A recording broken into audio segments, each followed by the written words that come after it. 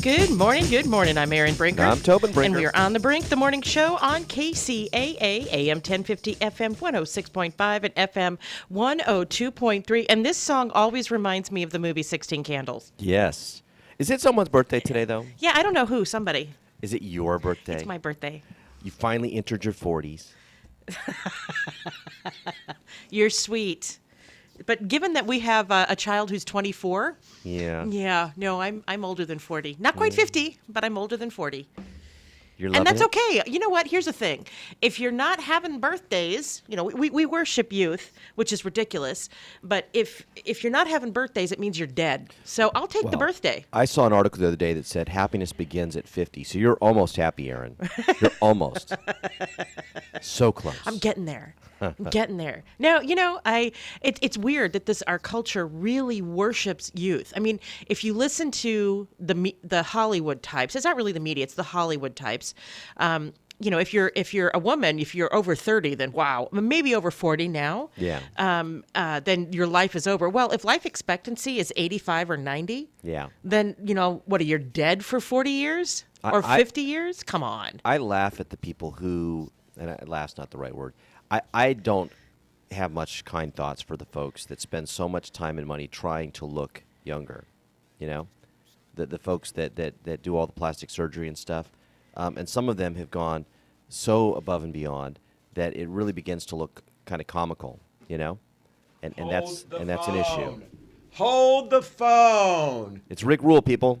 Rick Rule, KQLH, we're simulcasting for just a minute because it's Erin Brinker's birthday today. Oh. And I love her to death. She's one of my best friends in the world. Tobin loves her to death. Heck yeah. Absolutely. So I got a very special, I gave her a card this morning, which she saw. And I also have a very special present from a very special friend to you from David Copperfield. Hey. Thank you. This is an autographed picture of David Copperfield. This is radio, so you can't see it, but he's looking very dashing because he's David Copperfield. Thank you. I know that y'all are friends. We are. We are very good friends and everything, and he told me personally to tell you happy birthday. And next time you're in Vegas, come and see him at the show and everything. So. Thank you. Wow. Thank you. That was very nice. Thank you for Rick Rule. And if you're needing some really great music during the day, listen to KQLH. That's 92.5. It's out of Yucaipa, and you can pretty much get it everywhere in this greater, this area, this Yucaipa, Redlands, Beaumont, Banning, into San Bernardino, so it's a good show. And the great thing about what Rick just did is he made your birthday magical. He did. He made my birthday magical. Yay! So, David Copperfield. I'm going to frame that and put that in my office. Right. And if you want to bend spoons, you just have to hold them up to the picture. Okay, that guy was a fraud.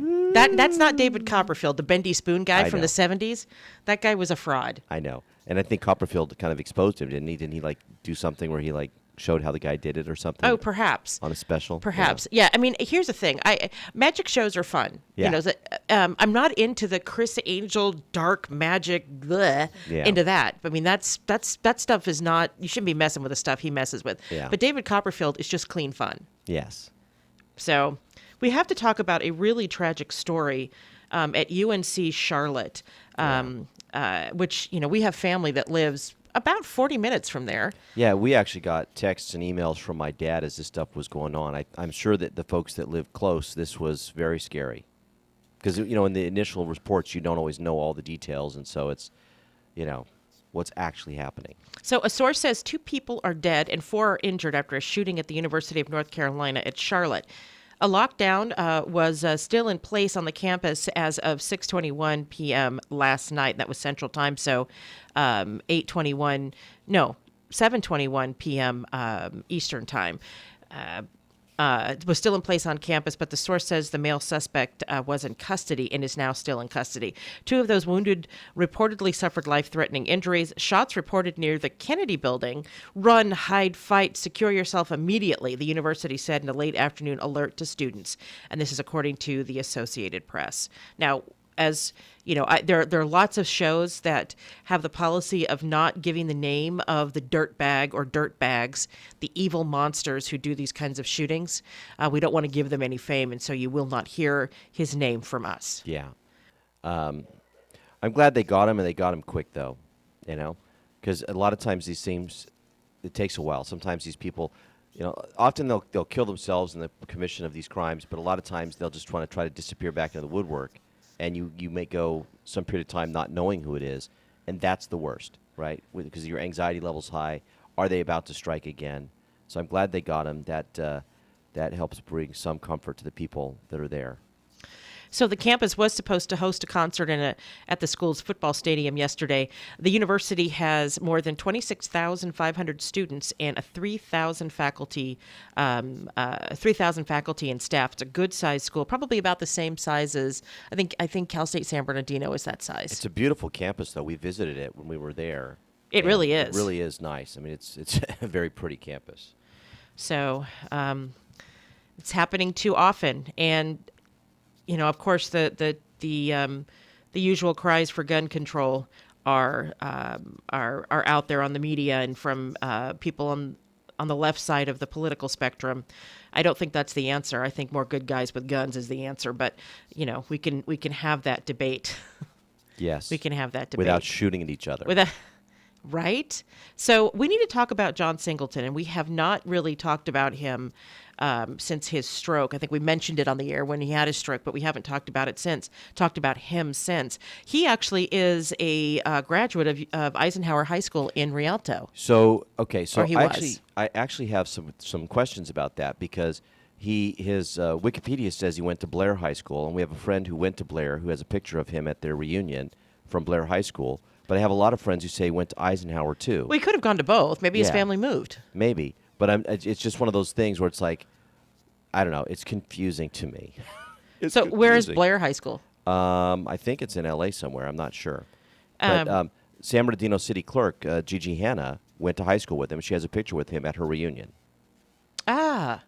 And so, but then I see all these folks saying, oh, he went to Eisenhower, too. I'm like, okay. Well, I mean, people move, so he probably went to two. Yeah. I mean, our daughter went to Colton High School, so she's an alum of Colton High School. Yeah. But she graduated from Grand Terrace High School because it opened, so she's an alum of Grand Terrace High School. Yeah. So his family is, because the man was only 51 years old. And so his family is out there saying that African-American men need to go get their blood pressure checked and take it seriously.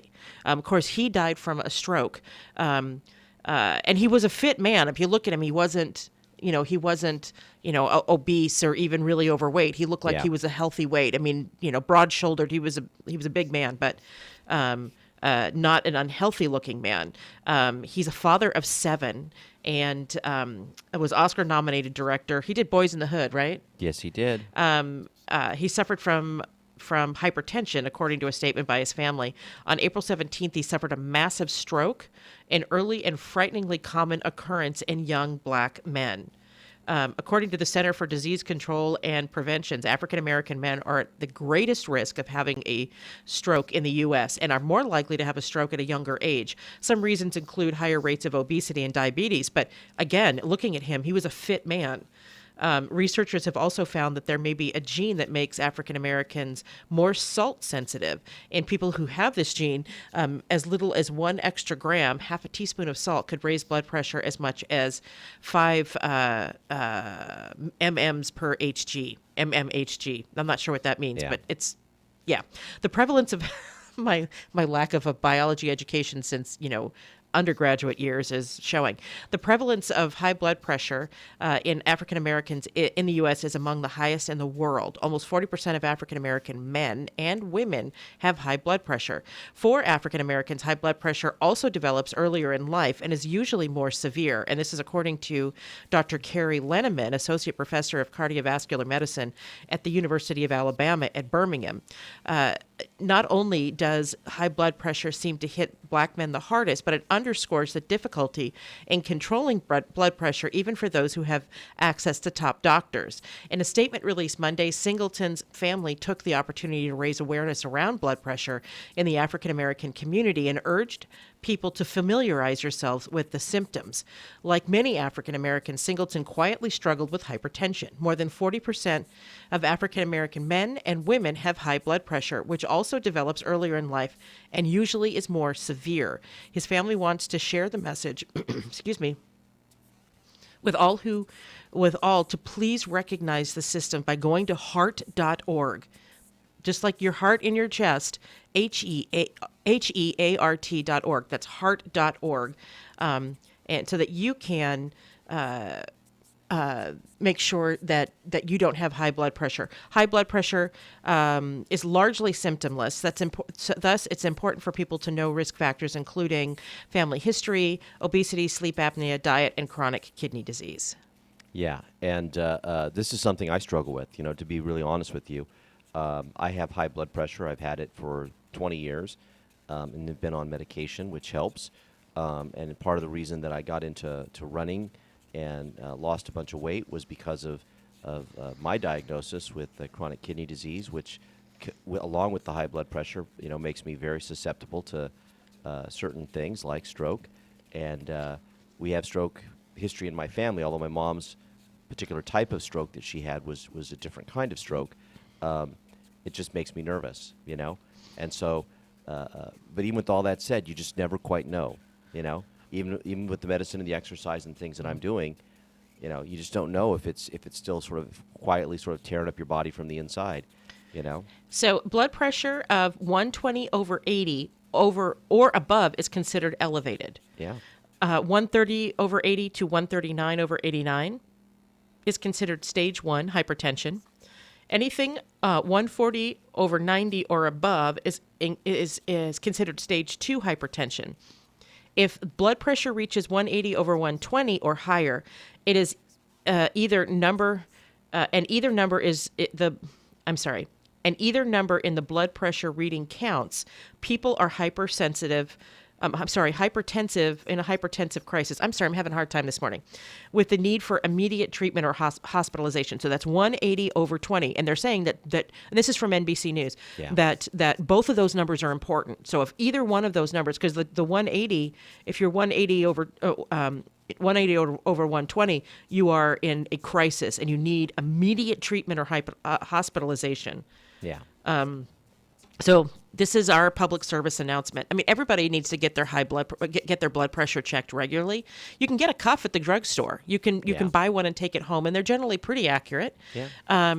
Or you can go stop into a Walgreens or a CVS. Some of them have blood pressure machines. You can check it there, or just pop into your doctor and get your blood pressure checked. Yeah. And especially if you're African American, especially for you. And one of the key things, and it doesn't really say it here in this particular article, but salt often plays a big role. It says salt plays a role.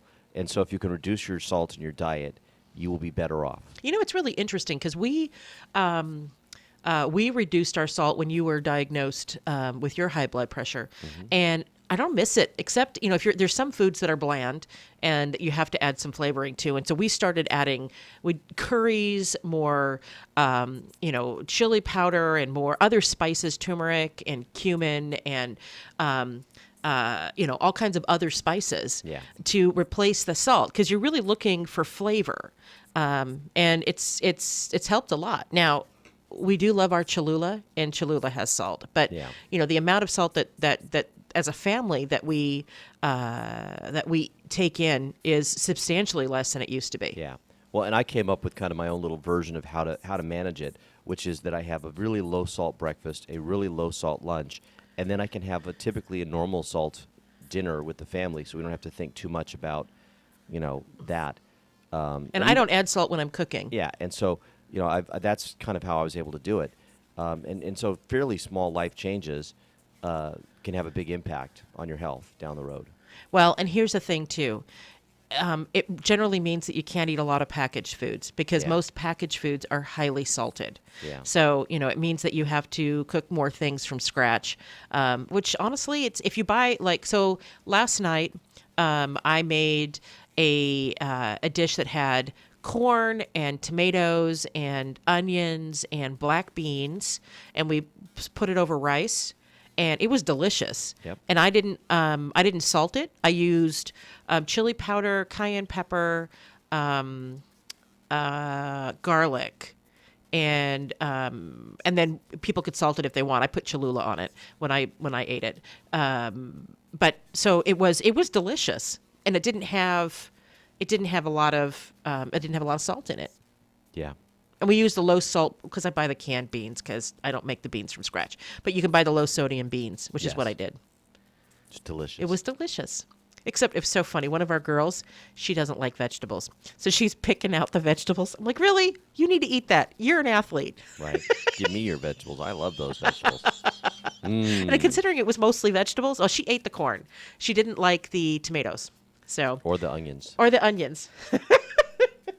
So with that, it is time for a break. I'm Erin Brinker. And I'm Tobin Breaker.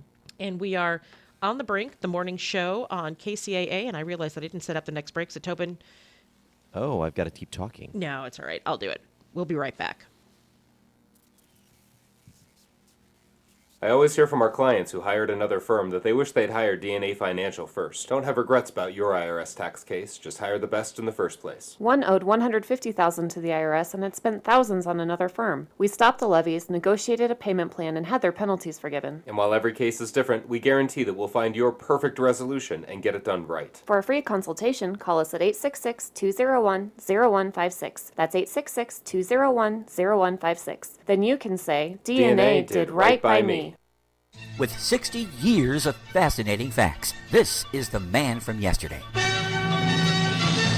From April of 1956, Columbia Records' original Broadway cast set for My Fair Lady is off to the label's biggest advance in its history. So far, advance orders for the My Fair Lady soundtrack, over 100,000. The rain in Spain stays mainly in the plain. By George, he's got it! By George, he's got it!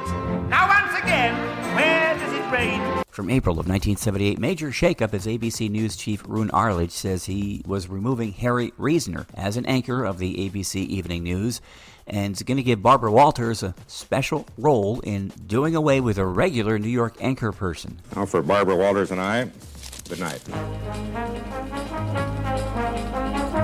This has been the ABC News with Harry Reasoner and Barbara Walters. From April of 1963, a top movie here in 1963, Alfred Hitchcock's The Birds with Rod Taylor and Tippi Hedren.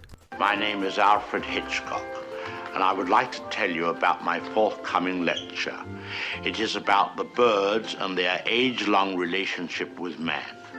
It will be seen in theaters like this across the country. This is The Man from Yesterday, also on Facebook.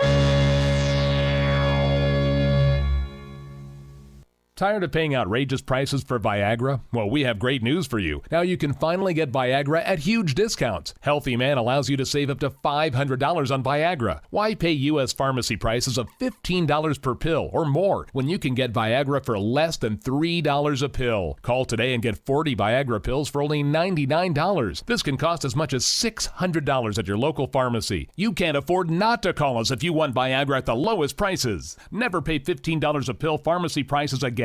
Get Viagra for less than $3 a pill. Call 800-357-1583 today to save up to $500 and get 40 pills for just $99. Healthy Man is fast, easy, and affordable. Operators are waiting at 800-357-1583 to take your call now. Call 800-357-1583. That's 800-357-1583. Again, 800-357-1583.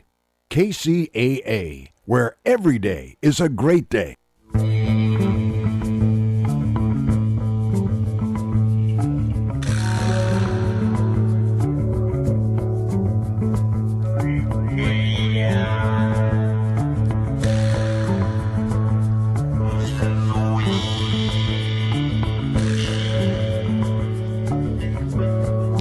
Welcome back. I'm Erin Brinker.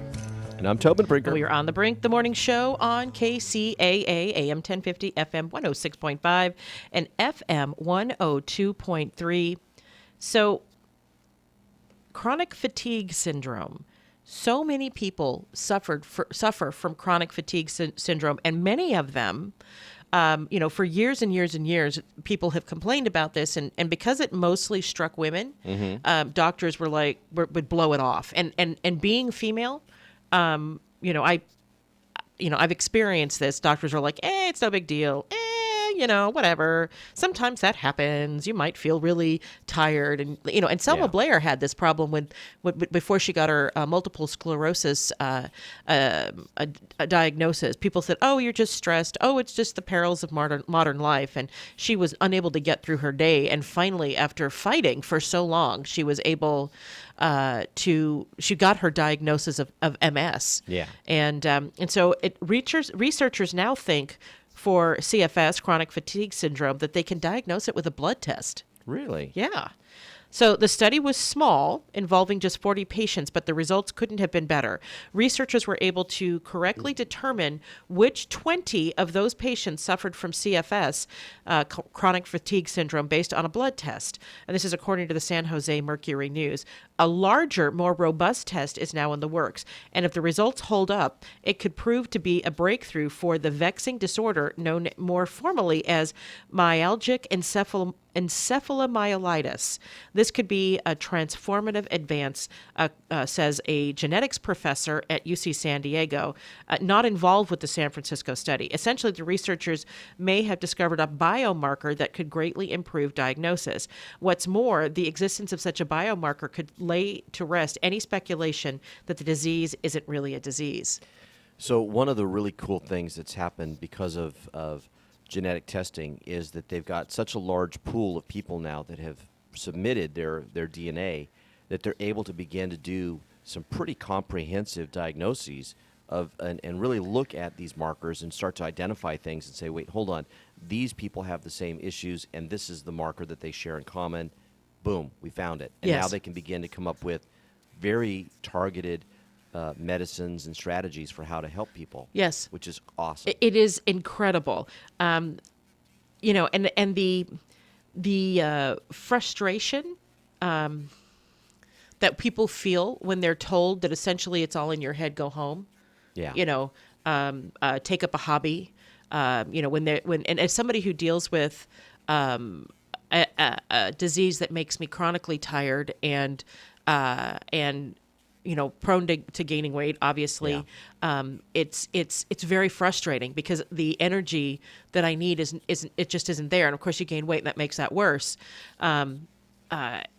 And people just like, oh, why are you tired? It's like, well, because my metabolism doesn't run at the same level that everybody else's does. Well, and then there's the social stigma. I mean, we've talked about this, how people, then they just want to label you as fat and lazy, Yes. when in fact you're dealing with a very serious genetic condition, and so this being able to identify these biomarkers provides some validation for what you're going through, to say, wait, this is real. In fact, in this article, they go on and say that some doctors say if there is no biomarker, then the disease doesn't really exist. Well, the fact that they're able to say that there is a biomarker now really helps in terms of getting some legitimacy and getting some people to begin to pay attention and look for cures. And the thing that bothers me is that science advances every day. Yep. There's a new discovery somewhere in science every day. And to say that if we don't have the biomarker, it doesn't exist, and I know that happens, it's all in your head. Well, how do you know it's all in my head? Do you know absolutely positively everything that you could know about my body? And for me, my problem is in the endocrine system, and so it's not chronic fatigue; it's Hashimoto's, which is an autoimmune thyroid disease, as opposed to just regular low thyroid. It's autoimmune, and so it goes up and down. And there's other symptoms that affect the skin and the hair and the et cetera, et cetera. And saying that, well, this is how it is. Well, it's like, no, you just don't understand, and that's okay. But don't poo-poo me and treat me like I'm crazy. Exactly. Now, back on the chronic fatigue syndrome, they actually list other symptoms here, which I thought were interesting. So people will experience crippling joint pain, headaches, and fatigue. So, initially we were just talking about the fatigue, but there are other things that they deal with. And, you put that combination together, crippling joint pain, headaches, and fatigue, sounds miserable. Sounds absolutely miserable. Yeah. An estimated 2.5 million people have it in the United States, and I would venture to guess that number is actually higher. Yeah. And I say that because so many people, if you're just tired and you're creaky, you may not go to the doctor. You may not think that there's something wrong. It's, Or you may have been poo-pooed by your doctor. Here, have some B12. Yeah. Yeah, okay. So with that, it's time for a break. I'm Erin Brinker. And I'm Tobin Brinker. And we are on the Brink, the morning show on KCAA. We'll be right back. KCAA Loma Linda, 1050 AM, K292 FQ Riverside, and K293 CF Moreno Valley. California headline news: court appearance Tuesday for the 19-year-old accused of opening fire inside a Poway synagogue Saturday, leaving one person dead. John Ernest entering not guilty pleas. The DA urging the public to be mindful of changes in attitudes or language of those around us. Where anybody sees someone follow hateful language or become engaged that way, to take it very seriously and report it. San Diego County DA Summer Stephan. Those who lost everything in the Camp Fire in Northern California 6 months ago looking to take legal action. Attorney Joseph Early lost his home in the blaze, now representing other victims. We're signing up probably on the average of 25 new people a day. I don't think that that's really slowing down. I was kind of expecting that to be the case, and it's not. More than 80 people died in the Camp Fire. A crash in Alhambra involving a Metro bus leaves one person dead. The bus had stalled and was rear-ended by a car on the 10 freeway. Driver of that car was killed. Jeff Scott, California News. Change can happen when you choose it. You can choose treatment and change your addiction to opioids. Medication-assisted treatment, or MAT, is a proven treatment for opioid addiction that significantly reduces the rate of relapse. Covered by Medi-Cal, Medicare, and many private insurance plans, MAT is even available through primary care doctors. Choose a proven treatment option that's right for you. Learn more at choosemat.org and choose Change, California. The biggest stars on the planet come together for music's #1 night. The Billboard Music Awards, live, hosted by Kelly Clarkson. I'm so excited! With an opening performance from Taylor Swift, everyone will be talking about. And live performances by the Jonas Brothers, Madonna and Maluma, Paula Abdul, and together live for the first time, BTS and Halsey. What? Plus a performance from Icon Award winner Mariah Carey. Kelly Clarkson hosts the Billboard Music Awards tonight On NBC. California headline news: with plenty of support from the public, police officers in the Contra Costa County community of Pittsburgh may now display their tattoos while on duty. The department turning to social media to ask the community what they thought about the policy that prevented officers from showing off their ink, and the overwhelming response was that the policy should be changed. Until now, tattooed officers were required to cover their artwork with long-sleeve shirts, which often created sweaty situations in the summer months when temperatures hit triple digits. California News, I'm Jeff Scott.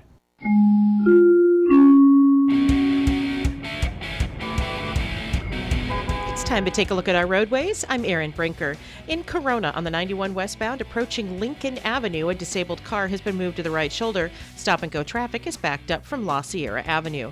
In Upland on the 10 westbound approaching Mountain, an injury crash is blocking the left lane. Stop-and-go traffic is backed up from Archibald. In Riverside on the 215 northbound after Central, a wreck is along the right shoulder. Slow traffic is backed up from Alessandro Boulevard. The 60 West is slow from Pigeon Pass to the 215. This report has been brought to you by Unbound.org.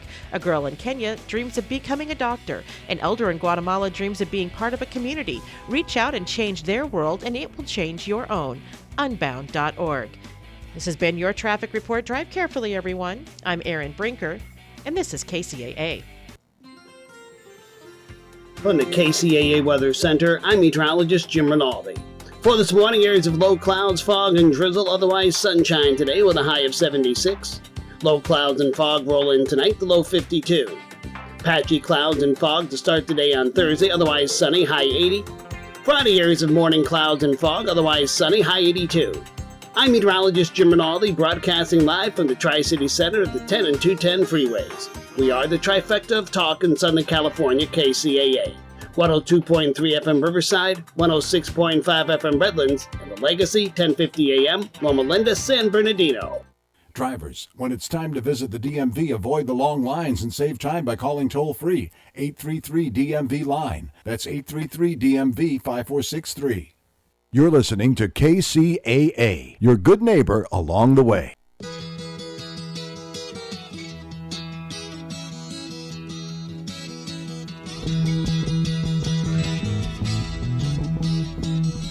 It's getting to the point where I'm no fun anymore. I am sorry. Welcome back. I'm Marion Brinker. And I'm Tobin Brinker. And we are on the Brink, the morning show on KCAA, AM 1050, FM 106.5, and FM 102.3. So the city of Chicago is getting sued. Chi-Town? Yes. What'd they do now, Aaron? Well, you're the one who found the article. I did. They're impounding people's cars, which a lot of cities do, and they have set up a fee structure that is designed basically to soak these people. I mean, literally take them for as much money as they can. And the city's making a bucket load of money on this. So Chicago impounds thousands of people's cars a year, including cars owned by people who have committed no crime, and forces them through an expensive bureaucratic maze to get their car back. The process violates residents' constitutional rights according to a new lawsuit that was filed against the city on Monday evening. The Institute for Justice filed a class action lawsuit in Illinois State Court alleging that Chicago's impound program violates residents' guarantee of due process as well as protections against excessive fines and unreasonable seizures under both the Illinois and United States constitutions. Owners find themselves in a labyrinthine impound system that is plagued by serious procedural flaws, the suit says. Even innocent owners get caught up in this system, facing hefty fines and fees when someone else used their car to commit a crime without the car owner's knowledge. So you get your car stolen and it's used to commit a crime and you can't get it back because there were impound fees that you now have to pay. I mean, think about that. Yes. Crazy, right? It's crazy. Yeah. So a Reason magazine investigation published last year described how Chicago's punitive impound program soaks people in fines and fees and deprives them indefinitely of their transportation, whether or not they actually committed an offense. In an effort to reduce its massive annual budget deficits, it also operates independently from state courts, meaning that even in cases where a defendant beats a criminal charge or a civil asset forfeiture case, they can still be found liable for thousands of dollars in fines and storage fees. I don't understand how that happens. How do you have a system that is outside the jurisdiction of the state's court? It boggles the mind. I have no idea how this is legal, how they developed this, how anyone at any point in time said, you can do that, right? It makes no sense It's to just me. theft. Yeah. And so they give the case of Spencer Bird, a 51-year-old resident of Harvey, Illinois, whose impound case was featured in the original Reason article. Bird is now a named plaintiff in the Institute for Justice lawsuit. Bird is a part-time auto mechanic, says that he was giving a client a lift in his 1996 Cadillac DeVille one evening in June of 2016 when he was pulled over by the Chicago police and searched. Bird was clean, but his passenger, a man he says he's never met before, had heroin in his pocket. The police released Bird without charging him with the crime, but his car was seized and duly claimed by both the Cook County State's Attorney's Office and the City of Chicago, and he's been fighting for nearly 3 years to get it back. He lost his car for 3 years for giving a guy a ride home, Aaron. Oh, my God. Right? A state judge ordered Bird's car released after he filed out a financial hardship motion, but the city refused to return it, claiming he owed money under the city's municipal code. Even after a state judge declared Bird innocent in the civil forfeiture case against his Cadillac in Illinois State Court, he was still found liable for violating Chicago's municipal code in the city's administrative hearing court, which has a low standard of evidence and almost no procedural protections for defendants. How is that legal? I And know. first of all, the whole idea of civil forfeiture, we've talked about this. I'm not a fan. No, Yeah. it defies logic. And you think about this, the civil forfeiture case against the Cadillac. How does the Yes. Cadillac defend itself? Right. It's an inanimate object. This is ridiculous. It's Yeah. ridiculous. So because of all this, Bird's livelihood suffered. His primary trade is carpentry, but his tools have been locked in his car since it was impounded. The city has refused to let him retrieve them or his car until he pays the accumulated fines and fees, which according to the lawsuit stand at more than $17,000. Okay, this is a man who drives a 20-year-old car. Uh-huh. My guess is that he can't afford a $17,000 impound fine. No. And what will happen is that they'll then sell the car at auction for much less than that, right? And they'll keep all the money. Yes. They'll keep all the money. So That's theft, folks. That is just theft. Yeah. It's wrong. If you do wrong, fine. But if you do nothing wrong, Bird tells Reason, I should have had my car released to me with no fines or anything. thank you, sorry for the inconvenience, and I'm on my merry way, instead of trying to get some type of revenue from me. I was proven innocent, and they still didn't want to act right. And he's exactly correct. He is being abused by the system. And the sad thing is that I don't think Chicago's alone in this.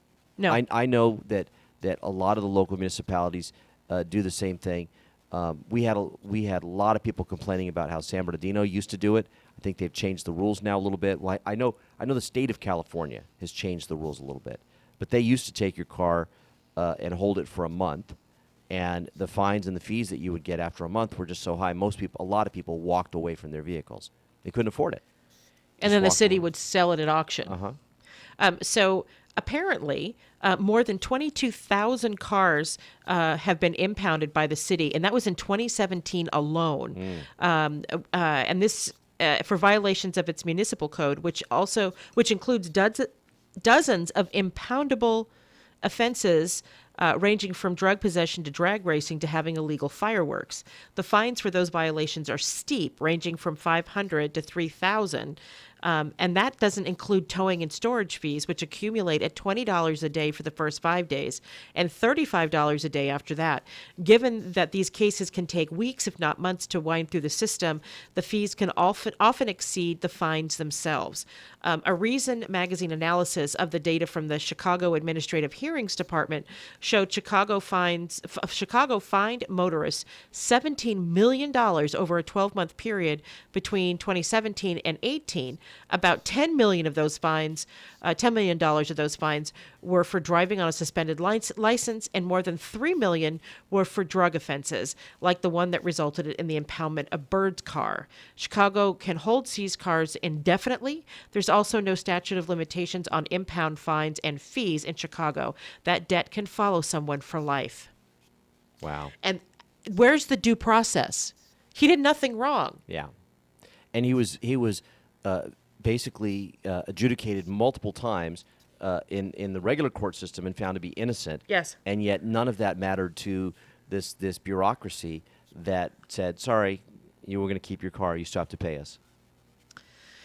So for more information on this particular article, it's Reason.com. And Reason, I like Reason. They're a libertarian magazine. Yeah. And, it's I'm a fan. I've started listening to their podcast as well. Yeah. And I'm enjoying it. They have an interesting perspective on some things. There are some issues where I don't agree with them, but I think I can say that with about any sort of magazine that's out there. Well, yeah, of course. But I think that they're generally very well researched and well written, very thoughtful. Yes. I don't agree with them about libertarians believe that all drugs should be legal. Because, if you're a libertarian, it's like you do you, I'll do me, we're good. And for a lot of things, I'm libertarian. But when it comes to all drugs being legal, I just don't think that that's a good idea. Yeah. So with that, let's take a break. I'm Erin Brinker. And I'm Tobin Brinker. And we are On the Brink, the morning show on KCAA. We'll be right back. From the Bureau of Economic Geology, this is Earth Date.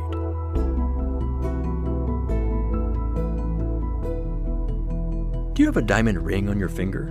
If so, take a second to look at it. A diamond is, without a doubt, your most ancient possession. Scientists have shown that gem-grade diamonds were created between 1 and 3.5 billion years ago. The diamond on your finger could be nearly as old as the Earth itself. Diamonds form deep within the planet, 100 miles down or more, underneath the continents. There, the pressure, temperature, and chemistry of the upper mantle create the perfect environment for diamonds at 2,000 degrees Fahrenheit. So how do they get to the surface? Through ancient eruptions. Jets of mantle were propelled by expanding gas, some from 400 miles within the Earth, far deeper than modern-day volcanic eruptions. The eruptions blasted through these diamond zones and carried small quantities of diamonds up with them in shafts we now call kimberlite pipes. But less than 1% of the 6,000 pipes we've discovered have produced diamonds economically. All we see of the pipes today are their carrot-shaped roots, which is where we dig our most productive diamond mines. A smaller number of diamonds erode out of the pipes and end up in streams, beaches, and in undersea deposits. Offshore of Namibia, giant ships vacuum them from the seafloor. The ancient origins of this gemstone give a whole new meaning to the phrase, "a diamond is forever." Perhaps it's no coincidence that diamonds have come to represent everlasting love. I'm Scott Tinker, engaging you with Earth. Earth Date is produced by the Bureau of Economic Geology at the University of Texas at Austin.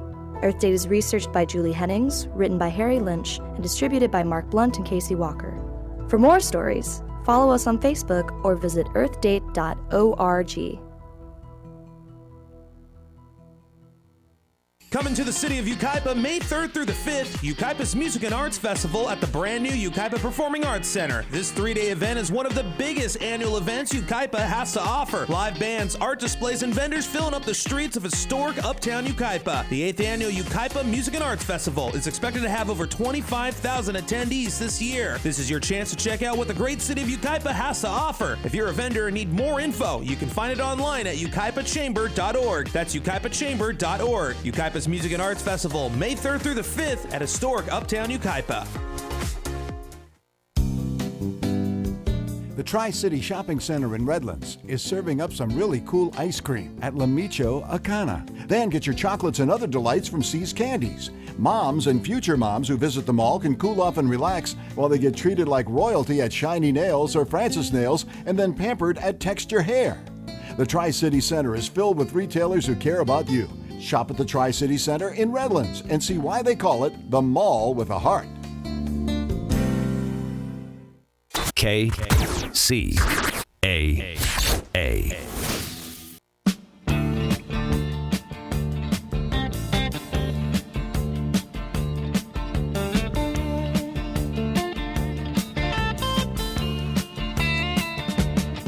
You get a shiver in the dark, it's raining in the park, but meantime, sound of the river, you stop and you hold everything.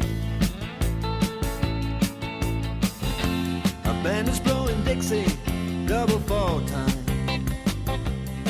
Welcome back. I'm Erin Brinker. And I'm Tobin Brinker. And we are on The Brink, the morning show on KCAA, AM 1050, FM 106.5, and FM 102.3. So the Sacramento mayor promised tax money for the neighborhood to do neighborhood priorities, Yes. potholes and, streets and, all the things that cities take care of. And, it's kind of a bait and switch. It kind of is.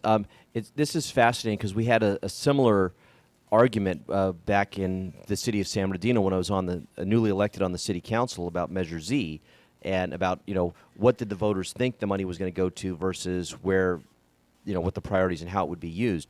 And so this is a very typical thing when you have new revenue, right? And in Sacramento, they're bringing in $47 million of new revenue from a tax measure called Measure U that passed. And now they've created their budget for the next year, and they've got this $52 million surplus. And the first year's budget is putting that money into the priorities that the mayor wants. But it's the next several years after that when the money is basically just put into the general fund and could then be used for pensions and other things, which the mayor said explicitly during the campaign that this money was not going to be siphoned off to pay pension costs, but it would instead be used for direct investments in workforce development, in the poor neighborhoods, to improve the poor neighborhoods, to provide programs and opportunities for the youth. And so this is an interesting debate. And as they interview the different council people up in Sacramento, it seems like a bunch of them don't really support the mayor, that they really don't like what the mayor's trying to do here. And particularly, one of the things the mayor wants to do is he wants to take $25 million and securitize it. And what that means is that he wants to go out and basically sell bonds on that money so they can get $400 million today, and then over the next 25 years pay it off with the incoming tax revenue. With $25 million, basically half of the tax revenue would go to paying off this bond. So they'd have this big pool of money today that they could invest in the city, right? And one of the council people points out that that's what a bad idea. Yeah, one of the council people points out that's what Stockton did, and we know how they ended up. They went bankrupt. Yes, they did. And so, the securitization of that $25 million seems to be one of the big sticking points between the mayor and these people. But the mayor, I think, wants to do that because that way it can't get swallowed up in the general fund, right, and get used for other things. But it will get used for other things. Yeah. And the problem with securitization, right, is that if the economy takes a downturn, which it will, because they do, Yes. the economy goes up and down. That's just the nature of things. and those tax revenues don't come in, you still have to pay back the bonds, right? And so then more and more money gets siphoned off for that, and so you're paying for stuff that you've already done, and you don't have money for the future, right? And so this is where you get into, it's kind of a risk. It's definitely a risk. Anyway, it's fascinating to me as you look at the different people here. The mayor wants to find ways to make other cuts in the general fund so that they don't have to use the new tax money to pay the pensions. So they're just supplanting the funds. Uh-huh. And it's a shell game. It really is kind of a shell game. And I feel for the folks who live in Sacramento, because what's going to happen is that there are going to be winners and losers in this battle. And, there's all this new money. And everyone, I'm sure, was told during the campaign, you're going to be one of the winners, you're going to be one of the winners. But at the end of this thing, I wouldn't be surprised if the winners end up being some of the big public unions that will get the money shifted off to pay for their pensions or new salary increases and things like that. And you'll see less and less of that money actually going to the priorities that the mayor was trying to sell people on, which is, investment in those poorer communities, the youth programming and things like that. I just think it's a mistake. Borrowing money, why would you borrow money if you don't need to? Yeah. It's not like they have, an ancient broken water main that feeds the city that has, that they need to get funded right now because it is a major problem. Do you see what I'm saying? Yes. And I think that's another part of where the council people have a problem here, because that $400 million that they would get immediately if they securitize the $25 million, there is no specific project that money is designated for. So you've got this giant pool of money sitting there that becomes like, I'll call it a slush fund. Yeah, well, yeah. As they dole it out to their whatever interest. And, the money will be gone quicker than you know. And at the end, you'll say, what did we get for it? Debt is what you got for Yeah. it. Interest payments is what you got for it. Yeah. And unless there was something, again, Sacramento's an old city, right? Yeah. And so maybe there are significant infrastructure needs in the city, and water being one of them. That's the first one that popped in my head. Yeah. Water being one of them, like they have to replace old pipes, or maybe there's some bridges that need to be fixed, or maybe there's a blah blah blah, whatever. And if you're getting that money so that you can go for federal funds, and you need the match, and then you can leverage it for even more, and you're going to get this infrastructure and all of that, I could see that happening. I could say, okay, and the voters, I think, could see the improvements and that it's tangible to them. Yeah. But this kind of nebulous, we're just going to we're going to pay interest on money that we don't really need to borrow. So that doesn't make any sense to me. Yeah, let me tell you another reason I oppose the securitization is that you're basically throwing this burden onto future generations. So it'll take 25 years of tax receipts to pay it off. So for the next 25 years, councils and mayors will be saddled. Assuming it's not refinanced. Yeah. We'll be saddled with paying it off. But all the benefits of spending the money accrue to the people that are there right now. Right. Right? So they get to go out and be Santa Claus and spend all this money and fix the city up and get all the pats on the back. And it's councils down the road that are going to have to come back to people and say, well, we don't have money to do these things today because all the money is going to pay off this debt that was accumulated 20 years ago. Right? Yeah. And so that's the part that I find particularly kind of reprehensible, because that this mayor isn't going to be the mayor 25 years from now. Oh. These council people He may not be the aren't mayor 5 years from now. Yeah. These council people won't be on the council 25 years from now. Well, maybe they will, because, California, no one. Yeah. Except for me. I couldn't seem to hold an office, but that's just me. That's because you made the hard decisions. I was caught holding the hot potato at the end of the game, Aaron. You were. Yeah. You were, but you came back. You came out of it with your dignity. I did, and I'm glad for my time in service. And I think if you go in knowing that your goal is to do the right thing, as opposed to I just want to keep getting reelected, you'll be fine. We need more people who could do that. Exactly. So I am with the council on this one. Unless there's a pressing need, if there were situations and I, the state of California and the Oroville Dam, where the Oroville Dam they ignored. We have a surplus, yes, but that dam is breaking. I could see doing a bond for something like that, where people's lives and livelihood and, access to clean water, et cetera, were going to be impacted by this one piece of infrastructure. I can understand borrowing for that. Yeah. I don't understand borrowing for a slush fund. So this is their first look at their budget, and it's May, and the budget doesn't have to be finalized until the end of June. And Mayor Steinberg has actually proposed that the council and staff speak to consultants to determine how the city can reduce at least $25 million a year in expenses, so that way they'll have the money freed up to handle the pensions and other stuff without spending the new tax revenue. So they're cutting in some areas, increasing spending in others. Again, why don't they talk to the community and find out what their priorities are? Exactly. So we got to watch this story, because I think that it's going to change dramatically between now and the end of June. And it'll be interesting to see if the mayor's got the votes to get through his plan, or if the council is going to assert themselves and say, no, what you're suggesting is just a bridge too far, and we're going to do something that's a little more cautious and a little more realistic. And then how the voters are going to respond. If the people who voted for this, if they really want that money to be spent on other things, and the council is diverting the money to cover pension costs or giving pay increases to police and fire and whatnot, then people are going to be upset about that. So this whole thing is going to be very fascinating to watch. It's interesting too, and we have just a couple minutes left. With the tax base continuing to move out of California, so it's not just unique to Sacramento, but it's out of California. There was another company that's moving from San Bernardino that just announced, because it's too expensive to be a manufacturer in the state of California, and so they're moving their operations to Indiana.